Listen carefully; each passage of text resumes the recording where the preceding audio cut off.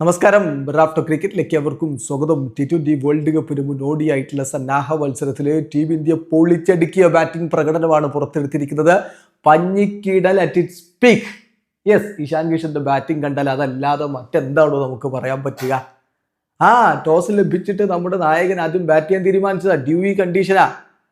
ആദ്യം ബൗൾ ചെയ്യുന്നതാണ് കളി ജയിക്കാനൊക്കെ നല്ലത്. പക്ഷേ ബൗളർമാർക്ക് ഒരു ചലഞ്ചിങ് കണ്ടീഷൻ കൊടുക്കുക ഈ വേൾഡ് കപ്പിന് മുമ്പ് എന്ന ഉദ്ദേശത്തിലാണ് ഇങ്ങനെ ചെയ്തിരിക്കുന്നത് എന്ന് ടോസിന്റെ സമയത്ത് സൂര്യ പറഞ്ഞു.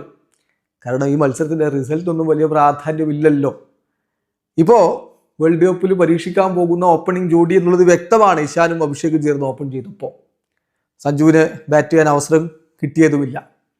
അങ്ങനെയാണ്, ഇത് സന്നാഹ മത്സരമാണ്, എങ്ങനെയും ബാറ്റിംഗ് ഓർഡറൊക്കെ ഇറക്കാം. പക്ഷേ സഞ്ജുവിനെ കളിപ്പിച്ചിട്ടില്ല എന്നുള്ളതിൽ സൂചനയുണ്ട്. ആദ്യ കളിക്ക് ഇഷാനും അഭിഷേകും ചേർന്ന് ഓപ്പൺ ചെയ്യാൻ തന്നെയാണ് സാധ്യത. രണ്ടുപേരും പൊളിച്ചടുക്കി തുടങ്ങി.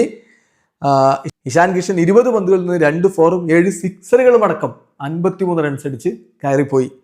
അഭിഷേക് ശർമ്മയും റിട്ടയർഡ് ഔട്ട് ആവുകയായിരുന്നു. 18 പന്തിൽ നിന്ന് 3 ഫോറും 1 സിക്സറും അടക്കം അത് 24 റൺസ് അടിച്ച് കയറിപ്പോയി.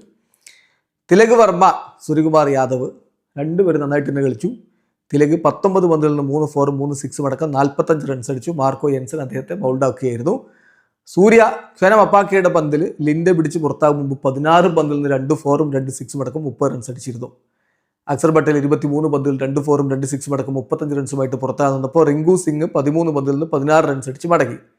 ഹാർദിക് പാണ്ഡ്യ 10 പന്തുകൾ 2 ഫോറും 3 സിക്സും അടക്കം 30 റൺസ് അദ്ദേഹത്തിൻ്റെയും പങ്ക്. അങ്ങനെ ചുരുക്കി പറഞ്ഞ ബാറ്റ് ചെയ്യാൻ ഇറങ്ങിയവരൊക്കെ കിടിലൻ പ്രകടനം നടത്തി. ഇന്ത്യ നിശ്ചിത 20 ഓവറുകൾ പൂർത്തിയാകുമ്പോൾ 6 വിക്കറ്റിന് 240 എന്ന പടുകൂറ്റൻ സ്കോർ തന്നെയാണ് അടിച്ചിരിക്കുന്നത്. ഡ്യൂയി കണ്ടീഷനാണ്.